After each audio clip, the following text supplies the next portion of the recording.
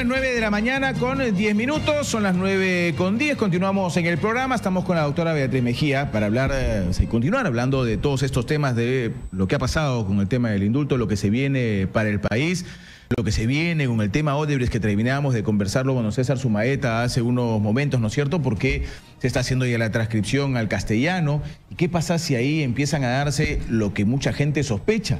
Datos importantes y claves de negociaciones previas, de negociaciones anteriores, ¿no es cierto? Y esto también se está dejando en un segundo plano con todo este tema del indulto humanitario, Alberto Fujimori y demás. Doctora, bienvenida, un gusto saludarla. ¿Qué tal, José? Muy buenos días. ¿Cómo ve el panorama, doctora? ¿Cuál es el primer análisis que hace de todo lo que está pasando conforme pasan los días?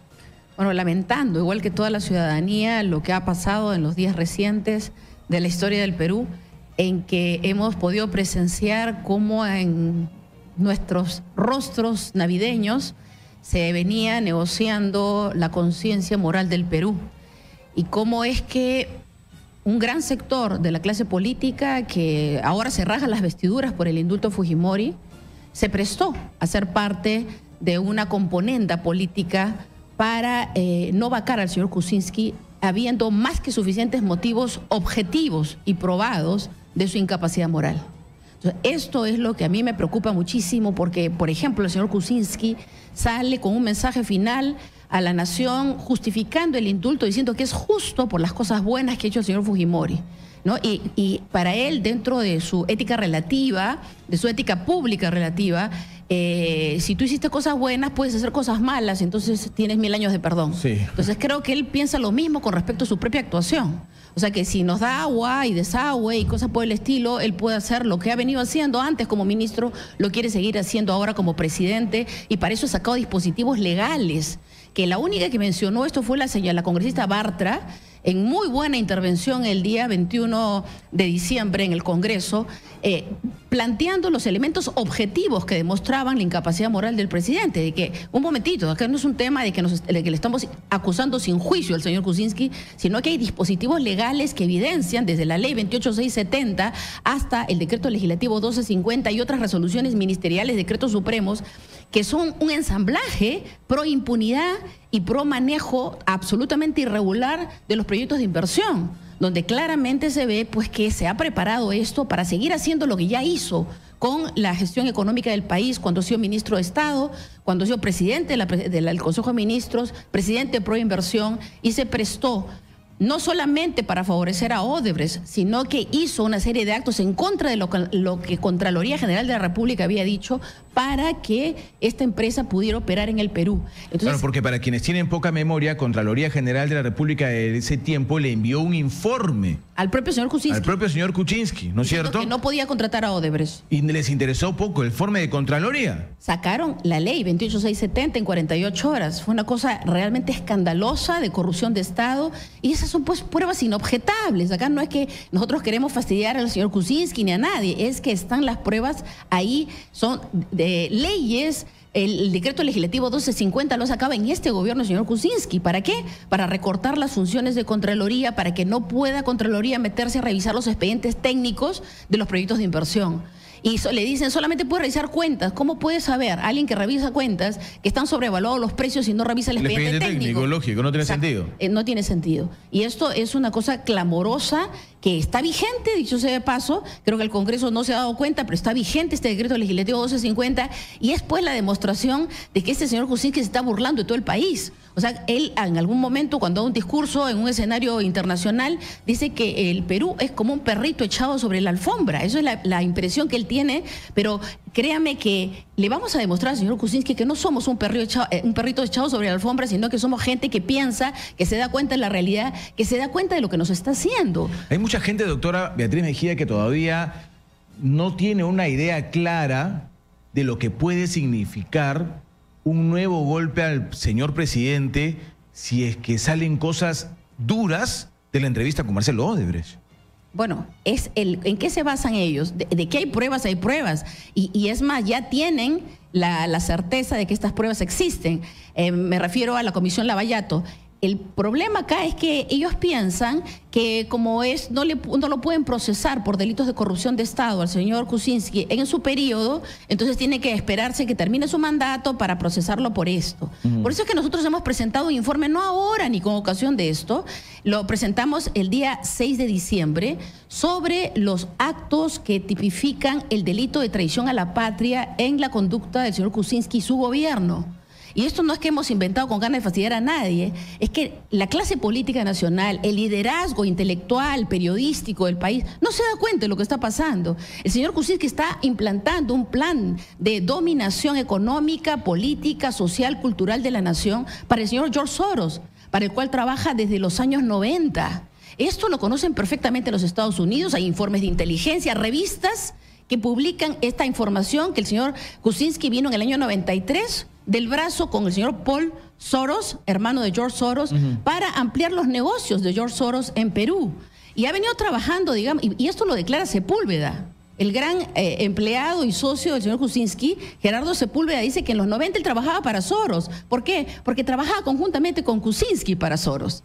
Entonces, en ese momento empieza, digamos, la afiliación. Y el señor Soros es de público e internacional conocimiento que tiene un plan de dominación de las naciones a través de su nuevo orden mundial, con un gobierno único mundial, y que tiene pues toda una serie de componentes que han cooptado los organismos internacionales como la ONU, la Organización Mundial de la Salud, UNESCO, UNICEF, y que son en este momento los brazos políticos conjuntamente con el brazo técnico que es la OCDE, la Organización para la Cooperación y Desarrollo. ¿A dónde quiere llegar intentando llegar el Perú a través de Pedro Pablo Kuczynski? Que es un lamentable error de la clase política. O sea, nuestros dirigentes, nuestras autoridades están cometiendo un grave error de dejarse engañar que el gran sueño del Perú es entrar al Club de París, cuando es, digamos, el mecanismo por el cual quieren sujetar al nuevo orden mundial de George Soros y de todos estos ricos magnates que gobiernan la economía del mundo desde hace mucho tiempo, pero ahora quieren hacerse dueños de nuestras naciones y están engañando a los pueblos diciéndoles que ese es el sueño de entrar al Club de París, te vas a convertir en país desarrollado. Falso. Y esto implica delito de traición a la patria, es el artículo 325 del Código Penal, porque quien se pone de acuerdo con un ente extranjero, ya sea organización, grupo o país extranjero, para sujetar o subyugar a la nación, a ese poder, comete delito de traición a la patria. Eso es el artículo 325 del Código Penal. Y esto es lo que el señor Kuczynski está cometiendo desde el 28 de julio del año 2016 hasta la fecha. Y tú lo puedes ver en dispositivos legales, resoluciones ministeriales, en normas técnicas, que el decreto supremo que ha pedido este gobierno para implantar la agenda Soros. ¿Y qué implica? Implica esterilización de niñas por medio del cuento de la píldora del día siguiente, anticonceptivos de reparto gratuito a las niñas desde los 12 años. ¿Tú sabes lo que pasa con una niña que empieza a consumir anticonceptivos a los 12 años? O píldoras del día siguiente. A los 15 les está dando en México y en Chile cáncer al útero y a los ovarios. ¿Y cuál es la traducción de esto? No importa, pues ya no van a tener hijos, que ese es el propósito de Soros, que es el control de la población por los métodos más perversos. Las esterilizaciones forzadas continúan, José.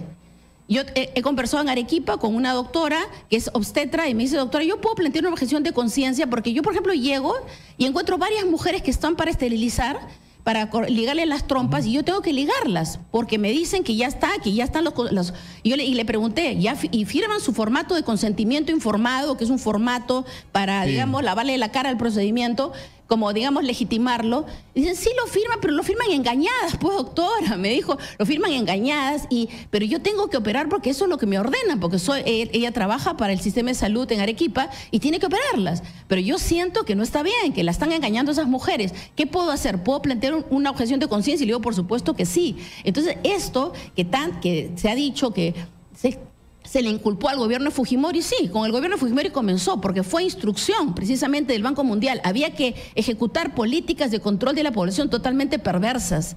Y entre ellas hablan las esterilizaciones masivas. Y esto continúa. Entonces, esto es un plan de merma de la población peruana, que, por ejemplo, el tema del generismo en la escuela, en la educación, la ideología de género que tanto se ha hablado, no es que es un tema de hablarle de homosexualismo a los niños y que los fundamentalistas religiosos están en contra porque son retrógradas. No es eso, es que es un plan para envilecer a los niños, a los seres humanos desde la edad más temprana, o sea, meterlos en relaciones sexuales desde su niñez, para que cuando sean adultos pues sean personas totalmente dominables. Porque una persona que no guarda integridad espiritual, psicológica, mental y física, entonces va a ser una persona dominable y esto está probado psicológicamente. Tengo que irme al corte, me ha ganado el tiempo, son las 9 de la mañana con 19 minutos, regresamos del corte, seguimos hablando de este tema sin duda alguna. 9 de la mañana con 19 minutos, corte, regresamos, no se muevan, esto es Radio Exitosa.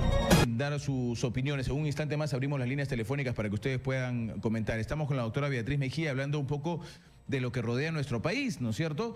Porque parece, doctora, que nos hemos quedado también algo distraídos con todo lo que está ocurriendo y hemos dejado algunos temas como el de Odebrecht de lado, con todo y el audio que está por terminar de transcribirse al castellano, audio y video, dicho sea de paso, sí, en el cual seguramente habrán temas fundamentales. ¿Qué va a pasar cuando esto empiece a conocerse y empiece a salir? O sea, otra vez vamos a tener algunos congresistas que se golpean el pecho por haber tomado algunas decisiones ahora que ya es demasiado tarde. ¿Qué va a pasar ahí?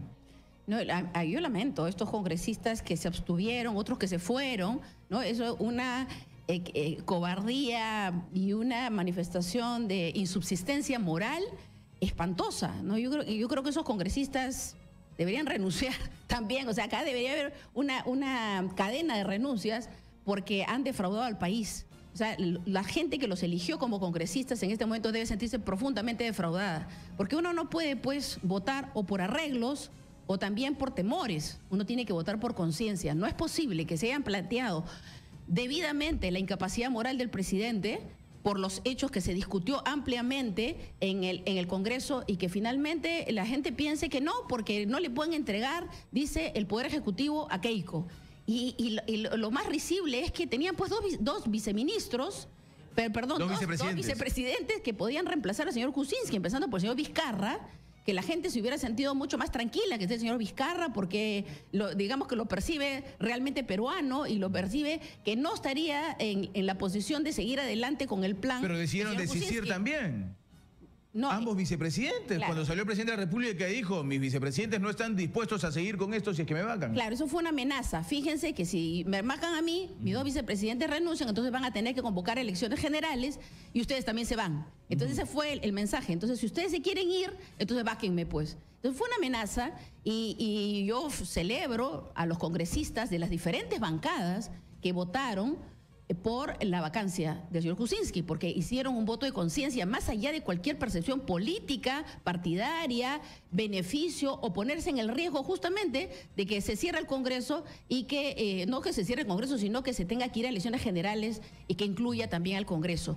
Pero volviendo al tema de lo que estábamos hablando, se ha perdido la perspectiva o no se ha dado cuenta la clase dirigencial del país de que el señor Kuczynski nos está imponiendo un plan de dominación política, social, económica, cultural que implica obviamente el ámbito económico, que las medidas económicas que se están adoptando no vienen de una mente nacional, de un instituto de planificación, ni de ese plan, ni nada de eso, sino que esto viene del Club de París. O sea, nos están gobernando desde París gente extranjera que busca la colonización del Perú por Chile, porque eso es parte del diseño del señor Soros.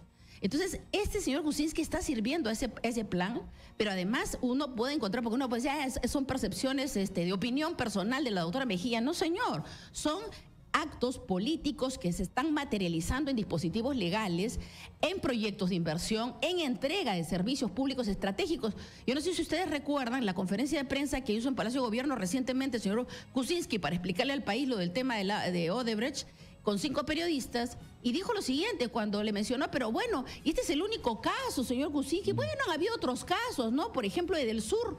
En Edelsur hemos apoyado, en el caso de Edelsur, dijo, hemos apoyado quien su empresa había intervenido en lo que era la venta de las empresas eléctricas. Entonces, yo me preguntaba, ¿quién ha sido capaz, qué peruano ha sido capaz de venderle a los chilenos, a empresas chilenas, en una empresa tan sensible para la seguridad nacional como son las empresas eléctricas, que de toda la zona sur del país, que están en manos de chilenos?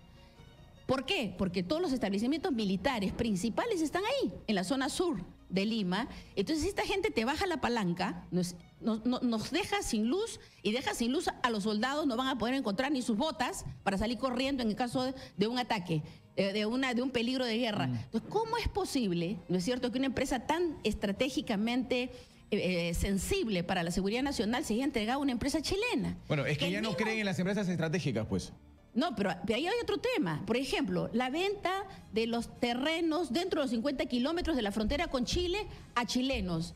Eso se le ocurrió al señor Kuczynski, al señor Bruce y a la gente de este gobierno que no ha tenido vergüenza de presentar un proyecto de ley para modificar la Constitución y permitir que se venda dentro de los 50 kilómetros. Solamente por ese hecho debería procesarse penalmente por delito de traición a la patria a los congresistas que firmaron ese proyecto de ley, al presidente de la República, ¿no? Y a todos los que han estado involucrados, ministros de Estado, en ese inefable, inaceptable y vergonzante proyecto de ley que es una prueba ineludible del delito de traición a la patria. Quieren vender, que iba en contra de la norma, además, iba en contra de la Constitución. En contra de la Constitución, por supuesto. Entonces, hay, como este caso, hay una serie de casos que demuestran que el señor Kuczynski está cometiendo sistemáticamente delito de traición a la patria. Nosotros hemos presentado un informe sobre esto para que se inicien las investigaciones correspondientes en la Fiscalía de la Nación y también en el Congreso, en el ámbito que corresponde a cada uno. Pero como es obvio, en el caso de ministros de Estado, de congresistas, del presidente de la República,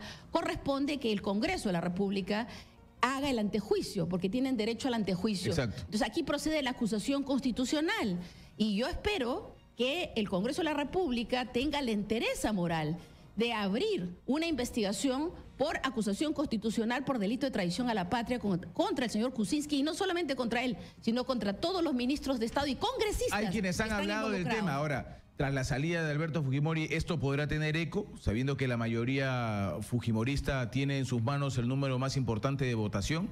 Bueno, será el momento para justamente verificar quién es quién.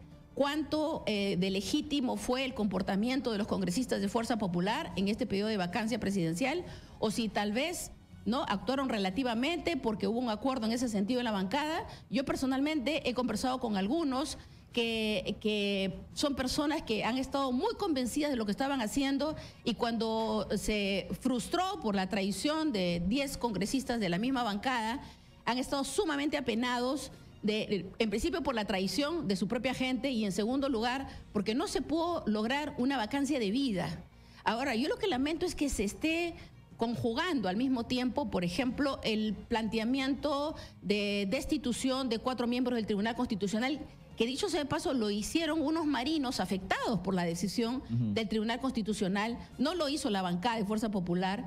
Quien elaboró esta acusación constitucional fue el congresista Olaechea, ¿no? De Peruanos por el Cambio. Ministro ahora, ¿no? Que es ministro ahora. Entonces, él definitivamente está imbuido de que procedía esta acusación constitucional.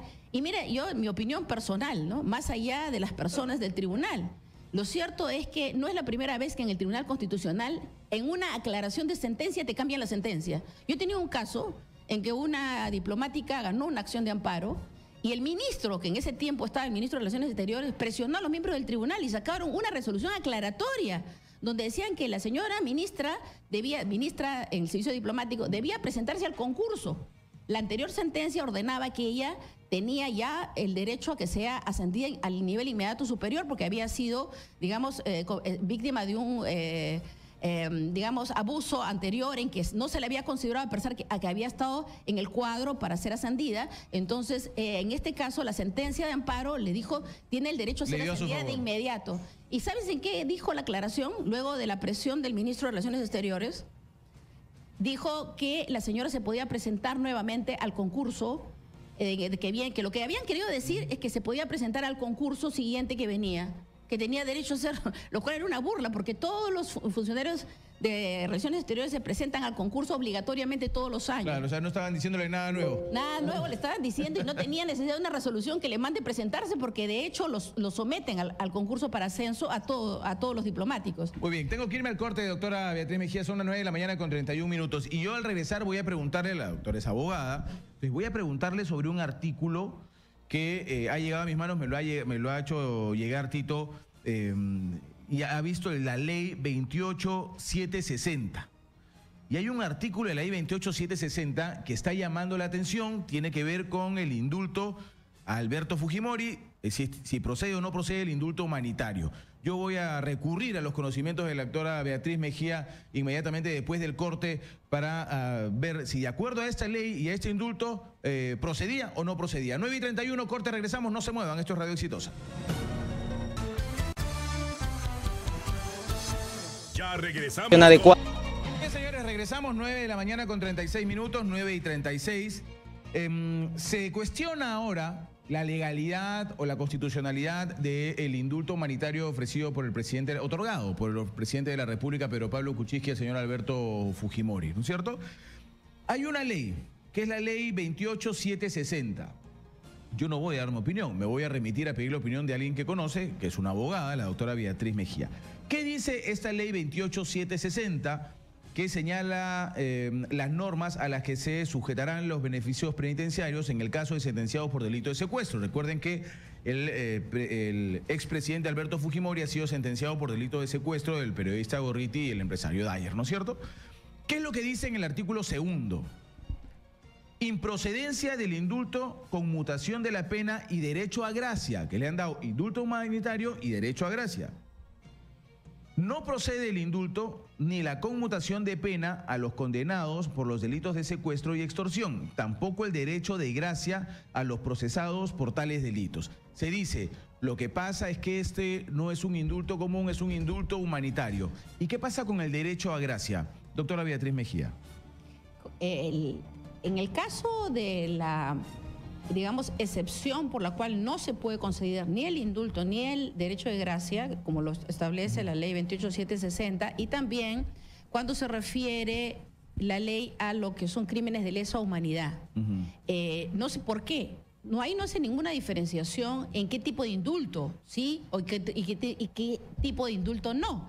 Simplemente dice el indulto no procede en caso, y entonces si no cuando la ley no especifica una diferenciación, entonces tú no puedes hacer una diferenciación donde la ley no distingue. O sea, si el indulto no es permitido en casos de crímenes de lesa humanidad o de tortura, perdón, secuestro y extorsión, es claro que no procede. O sea, ese indulto no procedía para el señor Fujimori. Ahora, el presidente dice que él pues tiene las facultades y finalmente, como diciendo, yo indulto a quien mejor me parece. Exacto. Y eso es lo que ha hecho. Eso tiene pues sus límites de control constitucional y por eso que creo que el IDL ya entabló una acción de nulidad del indulto. Bueno, ya eso es un tema de orden legal que lo gestionarán aquellas personas que se sienten profundamente lesionadas. Yo quería preguntarle para que le especifique a la gente, doctora, este tema del derecho de gracia, ¿no es cierto? Porque muchos dicen, bueno, es que es un indulto humanitario. Ok, pongámoslo en duda por alguna razón X. Porque se ha discutido un montón el tema, no, que es el indulto humanitario, no es el indulto común, que esto habla del indulto común, no del indulto humanitario. Bueno, pero ¿qué pasa con el derecho de gracia? Porque el derecho de gracia es uno, no hay derecho de gracia humanitario, ¿no es cierto? Y también se le ha entregado el derecho de gracia. Claro. Ahí sí creo que está súper especificado que no se le debería haber entregado el derecho de gracia, ¿o me equivoco? No, está prohibido por la ley, tú lo acabas de leer. Ahora, la gente dirá, ¿en qué consiste el derecho de gracia? ¿Se le ha borrado todo proceso? O sea, él estaba procesado por otros temas. Ajá. Y tenía que concurrir a otros juicios. En algunos se declaró ya responsable penalmente y en otros no. El tema es que le han borrado todo procedimiento en trámite, desaparece. Ya termina, digamos, la acción coercitiva del Estado en el ámbito penal en contra del señor Fujimori. Y queda totalmente libre de toda condena, de toda pena, está totalmente limpio, ¿no es cierto?, por obra y gracia de esta resolución. Inclusive de lo que puede venir como una extensión del pedido de extradición a Chile. No, bueno, a hechos a futuros no alcanza, ¿no? No alcanza. Esto alcanza a los hechos existentes al momento de expedir la resolución. Si en este momento, por ejemplo, se le denunciara por un hecho nuevo, esto ya sería otra cosa. Otra cosa. Si se decidiera pedir una ampliación de la extradición por cualquier hecho a Chile y lo aceptase, sería otra cosa. Claro, por ejemplo, una de las cosas que a mí me llama la atención es por qué la Procuraduría Anticorrupción nunca logró hacer la extradición del señor Fujimori o justificar, digamos, o pedir a la Corte de Chile también la ampliación de los motivos de la extradición por los delitos de corrupción de Estado, ¿no?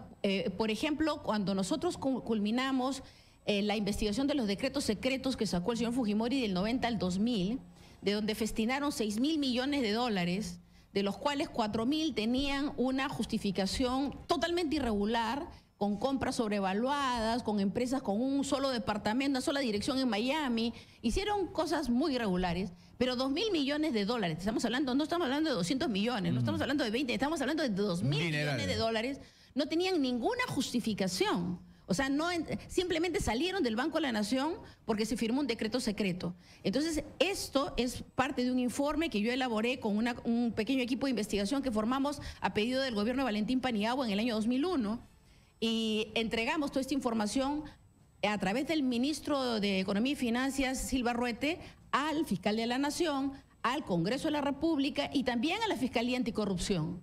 No entendemos por qué se demoraron tanto o por qué nunca se formalizó una denuncia al señor Fujimori ante la Corte de Chile por los delitos de corrupción de Estado que estaban plenamente probados. Los decretos secretos estaban ahí y el informe de investigación tuvo un cuarto de este tamaño lleno de documentos, de pruebas de todas las Fuerzas Armadas, del Banco de la Nación, que demostraba los graves delitos que se cometieron para poder quitar, digamos, del Tesoro Público, apropiarse ilícitamente del Tesoro Público 2.000 millones de dólares. Que la gente que no está enterada de estos puntos específicos dice, ¿y qué tanto hablan que el señor robó tanto dinero del Tesoro Público, de la venta de las empresas? Eso no es cierto, ¿dónde está? Bueno, esta es una de las explicaciones. Bueno, yo recuerdo que cuando se hicieron los términos de referencia de esa investigación, propusimos que se pongan en las obligaciones de la persona que iba a hacer la investigación, en este caso la política, poner en conocimiento de la opinión pública los resultados de la investigación. Cuando terminamos la investigación en abril del año 2001 y lo presentamos a la ciudadanía, recuerdo que llamaron del Congreso a presionar al ministro, a decirle que esa abogada se calle, que deje de estar hablando de este tema. ¿Por qué está hablando? Si nosotros estamos haciendo una investigación sobre ese tema, que deje de hablar. Era que en ese momento el señor Fujimori se movía para que se silencie esta investigación. Y lo que pasó fue que yo le dije a Silva Ruete, le digo, ministro, yo te pido que leas los términos de referencia y que veas cómo en los términos de referencia dice claramente que una de mis obligaciones es poner en conocimiento de la opinión pública los resultados de la investigación. ¿Por qué hice eso? Porque yo he sido 15 años funcionaria pública y he trabajado en investigación de políticas de Estado, de asuntos de Estado, durante 15 años en la Corte Suprema. Entonces, una de las experiencias que yo tuve es que cuando terminábamos un trabajo de investigación que revelaba cosas incómodas para el sistema, entonces las propias más altas autoridades del sistema se encargaban de que vaya a la biblioteca y que nadie se entere. Entonces yo no quería que esta investigación vaya a la biblioteca del MEF. Yo quería que esta investigación lo conozca la ciudadanía. Y por eso pusimos en los términos de referencia nuestra obligación de poner en conocimiento de la opinión pública esta investigación. Pero como ha pasado tanto tiempo y finalmente esto quedó dentro del aparato del Estado, creo que ha llegado el momento de hacer una publicación de este informe. Voy a hacer una publicación con un gran sacrificio y un gran esfuerzo, porque no tengo tiempo para esto, trabajo mucho, pero voy a darme un tiempo para hacer esto, no porque tenga nada en contra del señor Fujimori. Yo personalmente no tengo nada en contra de su indulto. O sea, es más, en el momento que se ha sabido lo del indulto, de alguna manera me produjo, ¿qué le puedo decir? Cierta satisfacción. Puede parecer esto una cosa contradictoria, pero ¿sabe qué? ¿Por qué tuve satisfacción? Porque toda esta gente que decía, no, ¿qué va a hacer? ¿Cómo va a negociar el indulto? El señor Kuczynski, ¿no? Torta en la cara. Exactamente, un tortazo en la cara a todos los que votaron en contra de la vacancia, pusilánimemente, porque tenían intereses creados. Entonces creo que ha sido una elección al final para toda esa gente. Y yo pienso que, bueno, yo lo único que pediría al señor Fujimori es que pida perdón a la nación, pero de verdad. No de formalidad, de boca para afuera, no de palabras, sino de corazón, que realmente demuestre un arrepentimiento. Alguna vez yo publiqué un artículo en un diario hace unos años, los perdones que tiene que pedir Fujimori cuando, ¿te acuerdas que pintó un cuadro con su foto? Claro. Que él no tenía que pedir perdón. Pero eso fue una broma de perdón, ¿no? Eso fue una gracia. No, perdón por lo que nunca hice, sí, algo así. O sea, en realidad eso revelaba que no tiene ningún arrepentimiento. Entonces, bueno, pero hoy parece que, no sé si la gente le cree o no, si fue más sincero o no, pero tendido en una cama pidió perdón de todo corazón. Bueno, ojalá que sea de verdad, porque eso es para liberación de su propia alma. Cuando uno hace un daño a alguien, el arrepentimiento es muy importante porque libera a ambas partes. Libera al que hizo el daño y libera al dañado. Entonces, el pueblo del Perú ha sido dañado por una secuencia de delitos del señor Fujimori. Entonces, el pedir perdón a la nación es algo muy importante. No de excesos y errores, como dijo el presidente. No, claro, no de excesos y errores, sino que cometió cosas. O sea, no, por error tú no te levantas 2.000 millones de dólares del Tesoro Público, pues. O sea, mucha gente dirá, pero ¿qué tal raza? ¿Cómo se va? ¿Cómo pide perdón? Entonces, que toda la gente que está en las cárceles pida perdón y se van a su casa. Y se acabó el tema. Y se acabó el tema, especialmente que el señor señor Kuczynski debería tomar conocimiento que en las cárceles hay gente loca, trastornada, enferma, tuberculosa, con enfermedades terminales y nadie le tramita un indulto. Nadie ni siquiera sabe que está en esa condición. Yo soy abogada penalista y lo he visto y lo veo constantemente, que cuando uno va a ver a una persona encuentras una gran cantidad de población carcelaria en las condiciones más penosas, infrahumanas. Eso no es tratamiento penitenciario, eso no es política penitenciaria. Realmente hay mucho que trabajar en el Perú y que lamentamos, pues, ¿no?, que hay así gente que tenga las prerrogativas de poderse tramitar un indulto fuera del trámite formal del Ministerio de Justicia, porque tengan en cuenta que en el Ministerio de Justicia no sabían. Tan es así que negaron. Y claro, el ministro dijo que todo era falso, médico, ¿no? Claro, y porque esto se ha estado tramitando de modo paralelo. Y de modo paralelo salió bajo una negociación penosa de la clase política nacional, como si fuera una cosa justa, dice el presidente, pero en realidad es una cosa que lesiona moralmente a la nación. Doctora Beatriz Mejía, muchas gracias, muy amable. Gracias por estar con nosotros. 9 de la mañana con 47 minutos. Me voy al corte, señores. Regresamos con alguna de sus llamadas telefónicas también, a ver qué usted piensa de todo lo que se ha dicho hoy en el programa. 9:47, corte, regresamos.